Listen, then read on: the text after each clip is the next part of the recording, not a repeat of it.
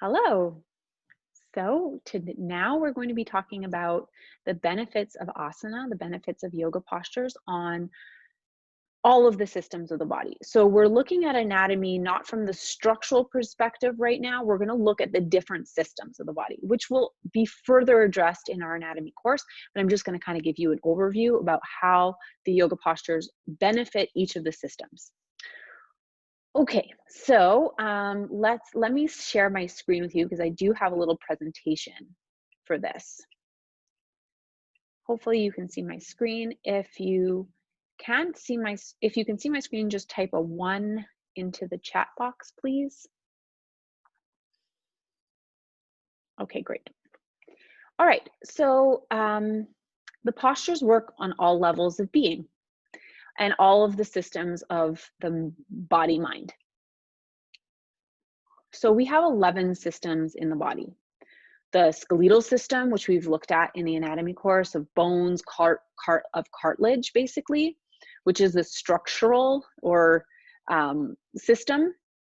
The muscular system, which we will look at in the next anatomy course, that basically is responsible for motor movement. The integumentary, I always have trouble with this word, system, which is basically the outer layer of our body, which is made up mostly of our skin and hair, but most specifically about our skin, and it really helps to regulate the temperature of our body. The nervous system, which is all the communications of our body, the endocrine system, the hormones and metabolic activity of our body, the cardiovascular system, which is obviously pumping heart to, blood throughout our body from our heart to our extremities and back to our heart. We've already talked a little bit about that system. The lymphatic system, which is basically responsible for our immunity. The lymph nodes are all these little, well, we'll look at them in more detail in a moment, but they're all these little nodules around the body that collect the garbage from that, or the pathogens that may be lurking around. The respiratory system, so the breathing system, the digestive system, which is the production of energy and the elimination of toxins. The urinary system, which is also responsible for general water metabolism in the body. And the reproductive system for both men and women. So there is this 12th system that it's obviously not talked about in the medical field, but it is the energetic field or the chakra system. We won't go into too much depth about chakras, but we will have time. We will do a workshop on it later on in our program. So here's the skeletal system again. So you've seen this before. So it basically is made up of all the bones in the body. I think it's a good idea for people generally to know the names of the bones in their bodies, because it helps to kind of visualize them in your body and helps you get to know them. One of the ways is just to study this, or print out the skeleton with the names of the bones and put it on your fridge and just kind of review it. Another way that anatomy is taught now is through a coloring book. So there is such a thing called the anatomy coloring book. It is kind of a relaxation activity where you color the different bones and you start to understand their shapes. And as you're coloring them, the name is there and sort of becomes more integrated into your psyche. So some of the bones you probably already know, but those are them. Then the muscular system, so these are all the main muscles of the front body. We do have a diagram in the anatomy of both the muscles of the frontal plane as well as the muscles of the back plane. And again, these are basic muscles that I think are pretty important to know, because and also to understand the way the fibers move, because that will help you understand the movement that activates those muscles. So when there's a pain here, then you would understand, does it need to be stretched? Does it need to be relaxed? Because you'll understand the fibers of those muscles.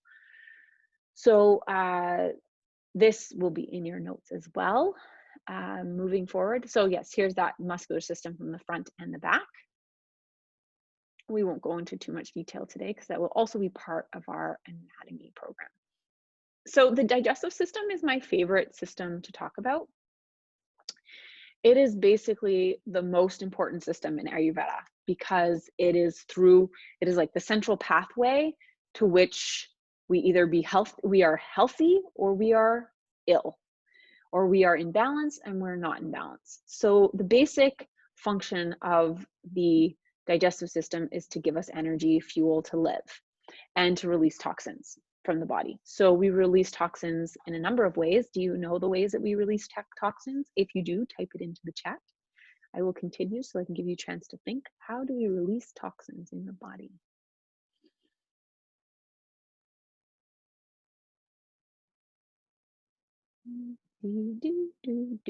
One way is through exhalation,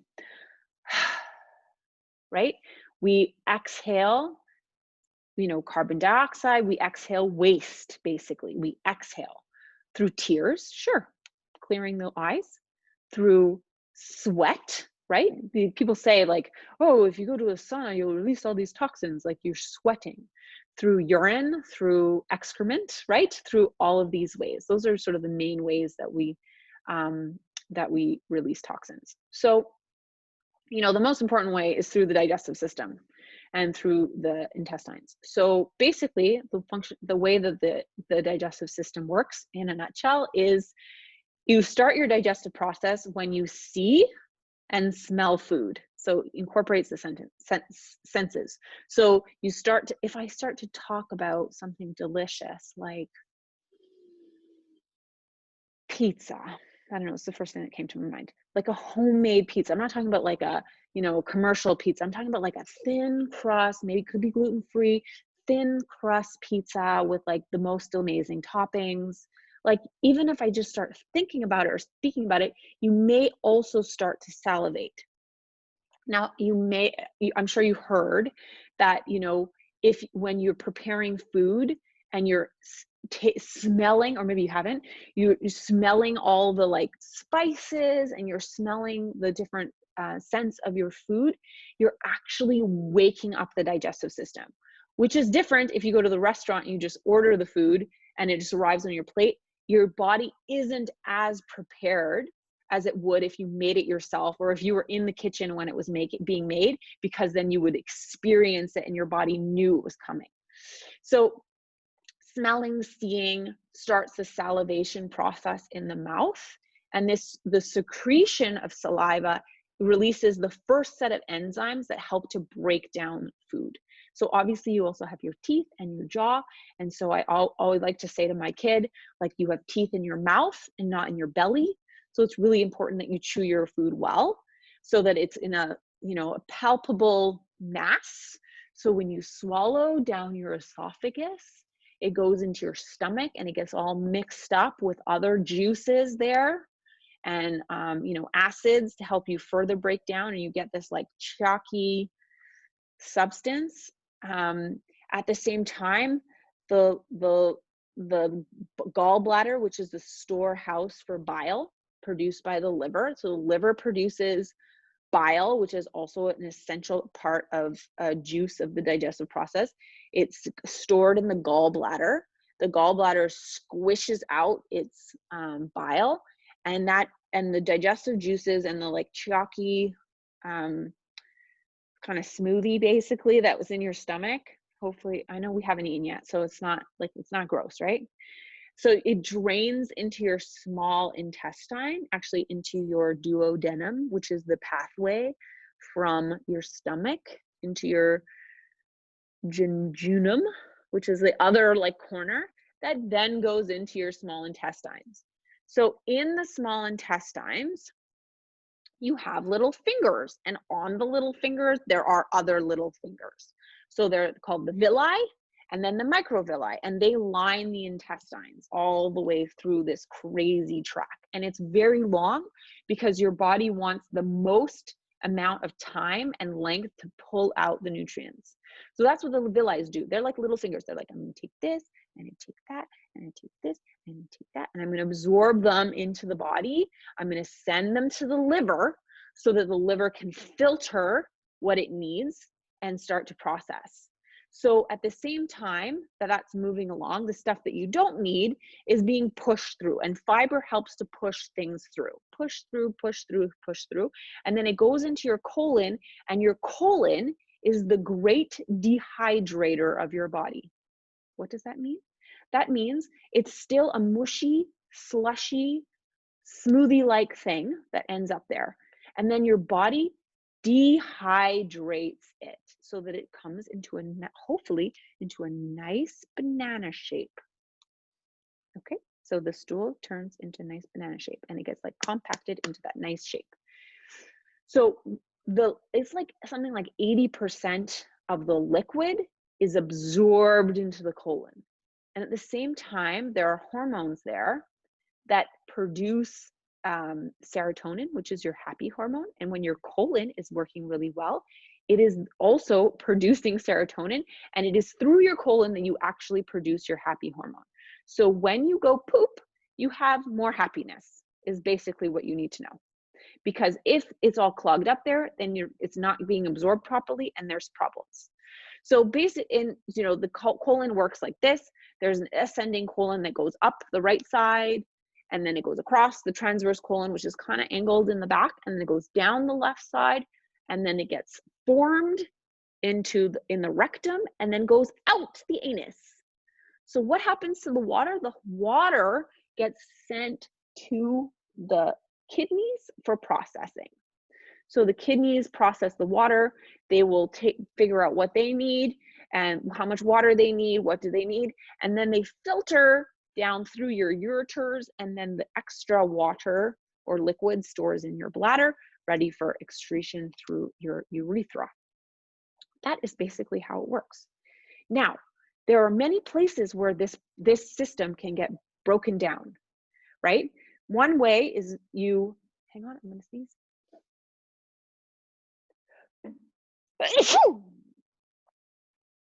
All right, one way the system can be broken down is if you don't chew your food properly. So this happens to my kid, and when he eats corn, and like pieces of fully formed corn come out his other end, right? So this does happen if you don't choose your food. Your body is just like, well, it's like solid, I can't really do anything, so it just kind of goes through all the way through, which is good, because if anyone accidentally swallows something that's not food, like it happened to my friend's daughter, she swallowed a closed safety pin, and eventually it made its way out of the body. So so the idea is that you chew your food so that your digestive system doesn't have to break down things, it doesn't have to work really hard. So it goes down here into your stomach, gets mixed up. The liver, if the liver doesn't produce bile properly, this is also another problem. If your stomach lining is too thin, you have too much stomach acid, then you're going to have like too much fire. You might have acid reflux. If you don't have enough, then you won't really be breaking down your food. And then my the one that is personally most interesting for me is, of course, there's the pancreas and the spleen that are also part of this. They produce other digestive enzymes like insulin and other stuff. They help to break down glucose and that kind of thing. Those are important important organs as well.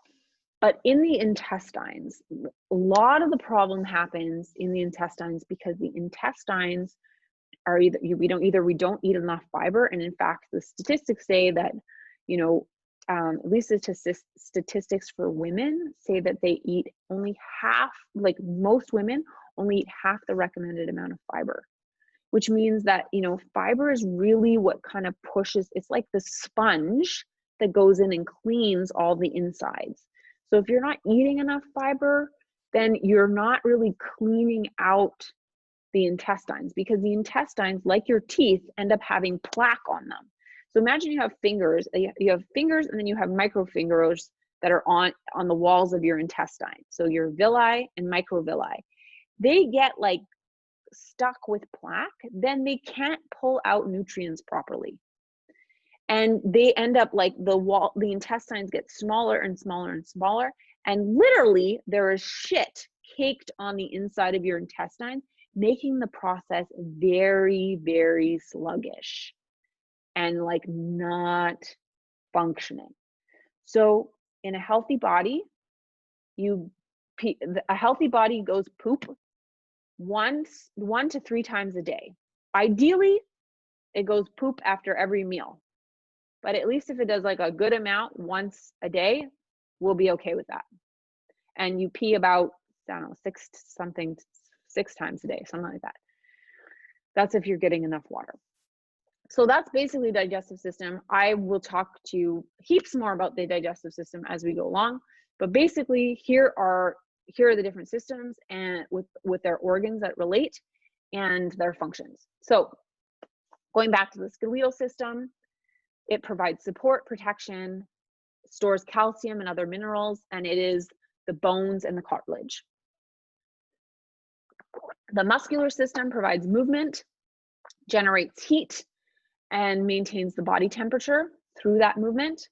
Those are the skeletal muscles, so the muscles that attach to the spine. The integumentary system protects against environmental hazards. Like, what would happen if you didn't have skin? Be difficult, right? You'd kind of like, would you sort of, well, you would be exposed to everything, right? The skin is just like wrapping you all up and protecting you against the sun, against the wind, against the water, against everything. It also provides sensory information, right? So if you like trace, if you feel the sense of touch against your skin, it absorbs information about about temperature, right? It's cold outside, it's warm outside, that's hot, this is cold. And it's basically the skin, mostly the nails, hair, and sweat glands, which are embedded in the skin. The nervous system directs immediate responses and coordinates and moderates activities of all the other organ systems. So, all the organ systems, I would say, including the muscles. It provides and interprets sensory information about external conditions, like it's raining, it's cold, it's a hot day. As I said, this is spiky, this is soft, all these things. It is connected to the brain, the spinal cord, and all of the nerves in the body. This is just a general overview of all the systems. We will start to go into more detail as we get further into the program. The endocrine system adjusts metabolic activity and controls structural and functional changes during development. So it controls the growth of our sex glands. It are in the reproductive system, and it is kind of incorporates the testes, the ovaries, the adrenal glands, the pituitary glands, the pancreas, and the thyroid gland. The circulatory system distributes blood, water, and dissolved minerals, including nutrients, waste products, oxygen, CO2, heart, and so this is it's not CO2. CO2 is not one of the organs. It is the heart, the blood, and the blood vessels. So it's like the blood vessels include the veins and the arteries. The lymphatic system defends against infection and disease. This is the spleen, the thymus, the tonsils, and the lymph nodes. So the lymph nodes all over the body. The respiratory system provides oxygen to the bloodstream and removes CO2 from the bloodstream. It's the sinuses, the bronchi. So you have the esophagus and the bronchi, or the bronchial tube that goes down into your lungs. The alveoli, which are the smaller branches of the bronchioles, the nasal cavities, the trachea, and the larynx. The larynx, which is basically your voice box. The digestive system, which we just looked at, processes and digests food, breaks down food, absorbs nutrients. It's the teeth, your tongue, your pharynx, your esophagus, your stomach, your large and small intestine, liver, gallbladder, and pancreas. The urinary system rids the body of waste, liquid waste. That's the kidneys, the ureters, the bladder, and the urethra. Male reproductive system produces all male sex cells, the sperm, and hormones, the testes, epididymis, the prostate glands, the penis, and the scrotum. The female reproductive system produces sex cells, oxidates, and hormones, supports the developing embryo from conception to delivery, provides milk to nourish a newborn. It's the clitoris, the ovaries, the vagina, uterus, labia, uterine tube, mammary glands in the breast. This chart was created by this website called Study Stack. It's a flashcard. And then lastly, as I mentioned, there's the energetic system, or the energetic field we call the chakras in yoga. The chakras, you know, they come up in many different ancient spiritual cultures, including in Native American, Native or First Nations cultures as well. There's a few amazing books on the chakras. If you're interested in learning more, I will show them to you and you can look at them. There's also some very interesting people who are specialists in the chakras that are doing online workshops. So you can check those out. I'll give you that information towards the end. So basically, the chakras are powerful energy centers located from the base of the spine, all going up the spine, all the way to the crown of the head. Arguably, there are 7, and arguably up to 11 or something. People are saying that there are more now, but I only know about the 7. So a chakra comes from the Sanskrit word chakra, or basically it's pronounced chakra, and it means wheel or circle. And it's often described as a wheel or a disc of light. And each of the chakras are said to have a distinct color. So red at the bottom, and it corresponds to the organs that are basically in close proximity to it.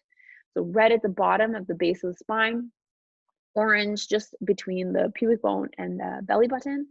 The solar chakra the third chakra is at the solar plexus, which is relates to digestion. The heart, green. The throat chakra, blue.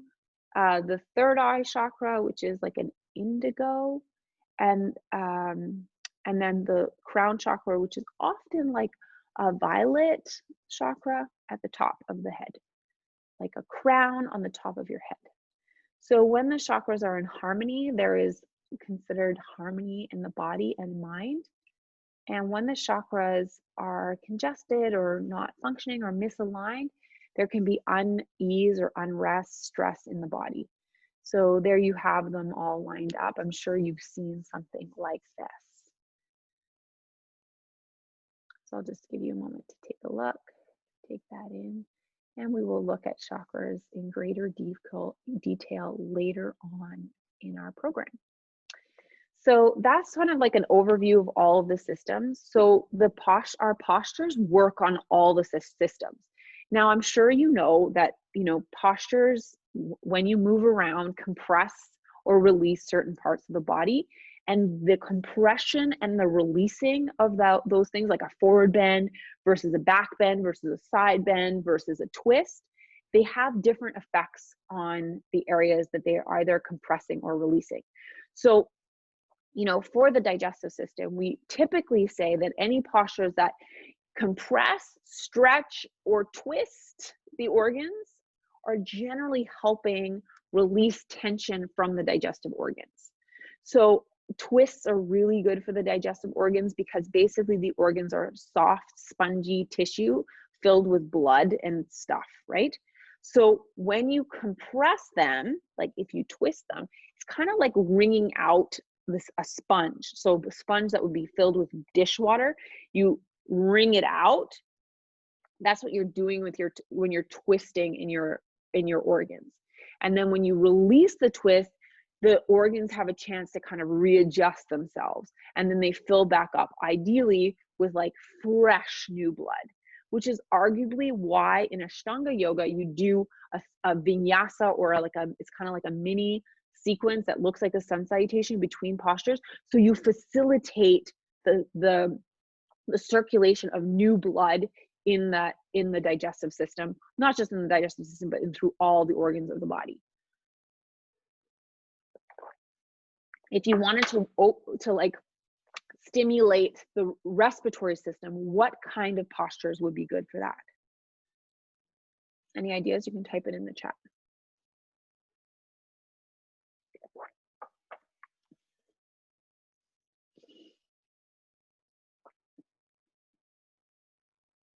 Yeah, camel or back bends, right? Anything that opens up the chest. Fish pose. I know you don't know all the postures right now, but anything that basically opens up the chest. Even just sitting tall and raising your arms overhead. Do it now. Raise your arms overhead and just see how you can open up your sinuses. Do a few deep breaths through your nose. And lift your chin, nose a little bit. It helps to open up the breathing so you can release your arms. So obviously, like when a certain like organ section is targeted, that's going to create an effect. So if you're going to do lower body stuff like hip opening poses or like smaller or deeper back bends, deeper forward bends, like child's pose, for example, hip openers and child's pose and those kind of like deeper pelvic working, what kind of organs, what kind of, how would those postures, which system would benefit from those postures, do you think?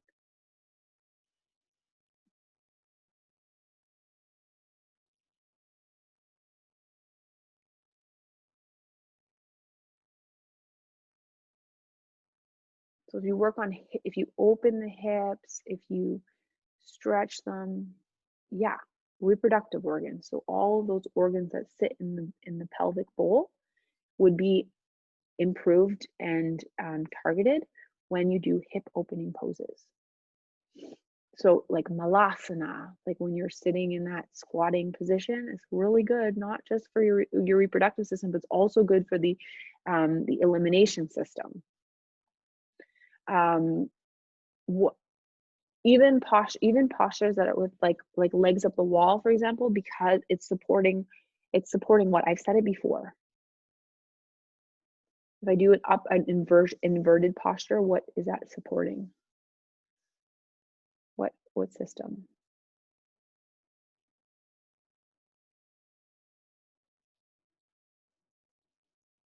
Yeah, circulatory, heart, circulation system. So because you're supporting the venous return, the return of blood back to the heart, but also because you're not like directly up like you would be in like a headstand or a handstand or anything where you're like perfectly vertical, because you're in your legs at the wall and your pelvis is usually stable on the floor or on a bolster or on something like a rolled blanket or block. That's also very kind of nourishing for the reproductive organs, because that blood flow kind of comes into there. So that's kind of like generally how you can think, like if you wanted to work on certain places, like let's say you wanted to release your tonsils, like you have a scratchy throat, what would be good for this?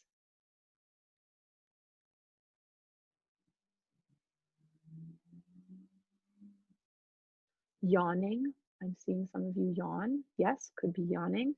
But anytime you're stretching your throat, right? So like fish pose, camel, opening here and bringing that breath flow, like that ujjayi breath, which brings that circulation and heat into your throat, is good. Also, you know, I'm not a shoulder stand fan because I think it puts a lot of pressure on the neck. But if you did practice shoulder stand, that compression here is also very good. A compression, not in the neck, but like in the thyroid area. That's also really good. Or every time you're kind of tucking your chin, it can bring circulation. So both extension and a contraction here would be good. So kind of like you can kind of play around with those sorts of things to kind of, even if you don't know specifically, you can follow your intuition pretty clearly. All right, so what I wanted to do, just because we were talking about digestion, and how, you know, how digestion is important. I wanted to give you 10 tips for digestion. I do have a handout for you, which you will receive if you haven't already. 10 tips to improve your digestion. So as I said, we will go into great, enormous detail about the digestive system as we go along in our program, but I want to introduce things that you can help your digestive system right now. So I'm going to, as I mentioned, digestion and immunity and basically general well-being are directly connected.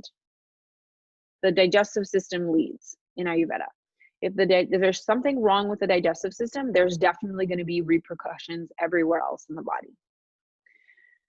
So that's kind of like the main pathway for health and well-being is through the digestive system. So here are some ways in which we can prevent problems in the digestive system and or treat. I will share my screen.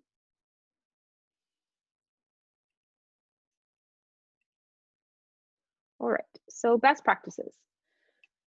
Some of you I know have the habit of drinking coffee first thing in the morning, which is okay, but I first want you to drink water, so that because your digestive system has been sitting there stagnant all night, because you haven't been eating, you've been fasting, the water, especially if it's warm, because it's not going to be a shock to your system, a warm glass of water or a cup of herbal tea is going to basically lubricate your system, wake it up, and move out any sludge that might be sitting there, stagnant all night. So this also kind of wakes up the system. So water or herbal teas, even warm water is really nice. Some people use lemon. Later on, you'll learn who it's good for and who it's not good for. So it could be warm water with lemon, doesn't matter, whatever you like, clean out your system. Then the next principle is it also prevents, water in the morning also prevents heart attacks. I'm sure it also prevents infertility. It also prevents depression. It also prevents everything because you need water to function. So hydrating your system. Then if you need coffee, have it. I prefer you have coffee with food because it's very acidic, but that's me. At least if you have water first, warm water first, it's preferred. So it cleans out the sludge in your system, gets it going. Then the next principle is to eat when you're hungry. So I recommend in my Ayurvedic practice that you basically fast for a minimum of 12 hours from the last thing you put in your mouth at night to the first thing you shove in your mouth the next morning, food-wise, or sugar-wise or anything. If you drink juice, that you have to wait 12 hours. Water and herbal tea doesn't count. So let's say you have a late night popcorn snack attack at midnight, you have to wait until 12 to eat the next day, which might prevent you from having that late night snack attack to begin with because it's not very good for you. So you wait 12 hours because you need the time to rest the system. And, even children need that time. Not little babies, but really time to digest, to rest that system. So you eat when you're hungry, so that you have your body is ready for food. When you're not really hungry or when you're bored, you're just going to bog down the system. So give yourself some space, eat when you're hungry, because that means that your digestive system is ready. The other important side to this is to not wait until you're too hungry. So here's what the body does. The body sends a signal to your brain, we're ready for food and you're hungry because we got the digestive juices ready, we're ready to go, we need the food, we need the fuel, we're ready to go. It's like an engine, starts up. Let's say you're like, man, I'm busy. I don't have time to listen to my body because I'm busy. I'm on a call, I got traffic, I got to pick up my kid, I'm shopping, I'm distracted and busy. Then your body's like, you're really hungry. I'm just telling you, you're really hungry. So you ignore it. that the body stays primed and ready for food for about 30 minutes. After that, they're like, shut down the factory. We can't be running the engine while, at empty, because you're going to go crazy. So we're going to shut down the system. Your mind still remembers that you're hungry. But if you wait more than 30 minutes before the time you're hungry and the time you eat, then your body will not be ready for food. So your mind will be like, I have to eat. But your body's like, sorry, we closed down shop. Like, the kitchen is closed. Like, we had to close everything down because, wasn't ready. What happens, not only is that like a problem, because then you can't really digest your food properly when you do eat, but what happened to all those acids and digestive juices that were ready, they're not there anymore. They went through your system into your colon, and your colon absorbed all this acid back into the system. So over time, if you don't eat, you're going to become an acidic mess. So this practice of not eating actually slows down your metabolism and makes your blood system more acidic and more primed for disease and infection. Alkaline body, no problem with infection. An acidic body is vulnerable to attacks, to pathogens, to viruses, to bacteria, even bacteria in food. You'll have a harder time. So don't wait to eat. You want to create a routine for meals, ideally. Now, this might kind of contradict 2 and 3, but it takes time for your body to adapt routines. So if you make a point of eating at the same time every day, approximately within an hour, your body is going to start to get used to the regularity of it. So it'll produce what the digestive juices that it needs to produce on time for you. So this is particularly important to address digestive complaints, because you're going to be in a regular, steady meal rotation of you're going to eat, take a break, eat, take a break, which is way better than snacking all day. We'll get to that in a second. So your body needs time to digest. So you want to avoid eating until your previous meal is digested. Allow approximately 3 to 6 hours between meals.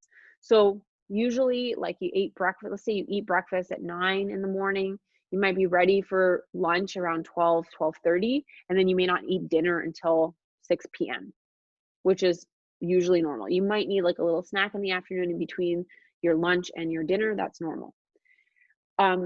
Depending on the type of constitution you are, you will have different eating habits, and we'll look at that when we get into Ayurveda later on. So as I said, you need at least 12 hours to rest. And this is not intermittent fasting. This is just normal behavior of your digestive system. Intermittent fasting is a longer period of time, like 14 or 16 hours. I don't think that's really necessary for everyone, but at least 12 hours is important. Snacking should be reserved just when you're hungry between meals. Some people tell me, I don't eat lunch. I just sit there with carrots and hummus, and I just eat crackers, carrots, and hummus, or sometimes popcorn or cheese, or I might grab a salad. This is the worst thing you can do. You are not a cow. You're not designed to graze all day. You are designed to eat, digest, do stuff, eat again, digest, and then do stuff. That's what you're designed to do. That's what your system is made to be. You're not a cow. Cows have 4 stomachs or maybe more, and they can slowly eat all day and they'll be fine. You're not a grazer, because what grazing does is it keeps your digestive system working all the time. It doesn't work well, gets tired, it gets bogged down, but you have to keep working. You're actually stressing yourself by snacking like a cow all day. And also it's just not good for your digestive system, because it never has a chance to take a break. This being said, if you are hungry, fruit is your best option, because it should be eaten alone and at room temperature. It digests quickly, so therefore it does. If it's alone, it just processes quickly. It gives you a little boost of energy, which is what you want from a snack, and it doesn't slow down your system too much. And because it's on its own, it doesn't have a chance to ferment on top of your spaghetti or pizza dinner. So this is the reason in Ayurveda that we don't recommend fruit unless it's cooked, because then it slows down the digestive process after a meal. So we don't say, here's a plate of fruit for dessert because you think you're being healthy. That is not a thing in Ayurveda. We don't do that, because fruit ends up, if it's sitting on top of your main meal, it ends up fermenting, causing gas and bloating. So we don't do that. If you want to eat fruit with your meal, have it first, and then it will go through your system first, and then your other food. It's kind of like first in, first out, right? Last in, last out. So avoid iced beverages and food, because your digestive system is like a furnace. It needs to have heat in it. I'm not saying you have to eat everything super hot, but if you have like ice water with your meal, you're basically like, your digestive system is working. Then you pour in cold water on top of it, extinguishing the flame. Actually, Agni is what is the fire in your digestive system. So literally, water, cold water, ice cream, all that is like squashing out that flame. And if you think about it, the inside of your body is hot. So when you put cold things in there, it gets cold, and then it has to slow down. It has to work harder to warm it up so that you can properly digest the food and use the energy from it. So, if you really, really like cold things, have them alone, like an ice cream on a hot day in August, in the middle of the afternoon, fine. By itself, enjoy. But ice cream at the end of a meal for dinner doesn't work well. Eat until you're about 3/4 full. So you want to eat, you don't want to fill up to your full capacity, because then there's no space for your body to actually do the digestive system. And if you've ever overeaten, you know how kind of like sluggish you feel afterwards. So if you're too hungry, then you're not gonna be satisfied. And if you eat too much, you're gonna overwhelm your digestive system, or overwhelm the Agni in the digestive fire. So lastly, and again, a lot of this, when you think about it, is common sense, but practicing food sadhana is actually like a practice. Sadhana is a practice. It's the practice of mindfulness. So if you can enjoy your meals in a settled atmosphere, as opposed to in your car in a traffic jam, on the phone, listening to the radio, then your body is going to be like, okay, I'm going to focus my energy on digestion. I'm not going to focus my energy on what's on the television, what's in the news, even like talking.